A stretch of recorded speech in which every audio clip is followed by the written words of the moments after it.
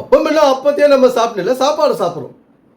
என்ன நம்ம உயிராக இருக்கிற வரைக்கும் இதை நம்ம செஞ்சு தான் ஆகணும். அதுதான் சொல்லுதாங்க, நான் வருமளவும் மரணம் வருமளவும், மரணம் வரும் வரைக்கும் இந்த சாப்பாடு நம்ம சாப்பிட்டு தான் ஆகும். அதுதான் குறிக்குது. ஒரு பெரிய விஷயம் இதில் ஒன்றும் கிடையாது. இந்த பாஸ்டர் வந்து ராமோஜன் என்ற பேரில் அப்பத்தை பிட்டு லைனாக மக்களை உட்கார சொல்லி கொடுக்குறதும், ஒரு குப்பிலையோ இல்லை ஒரு ஜக்குலையோ ரசத்தை எல்லாருடைய வாயிலையோ வச்சுட்டு போகிறதும் அது கிடையாது. அது சாப்பிட்டுட்டு என்ன டெய்லியும் சாப்பிட்றத எப்போ ஒரு நாளைக்கு சாப்பிட்றோம். அது சாப்பிட்டாலும் உங்களுக்கு பசி ஆறி போதா? இல்லை அடுத்த அப்போ ரசம் சாப்பிட்ற வரைக்கும், சர்ச்சில் போய் அடுத்த ரசம் அப்போ சாப்பிட்ற வரைக்கும் நமக்கு பசிக்காது இருக்குதா?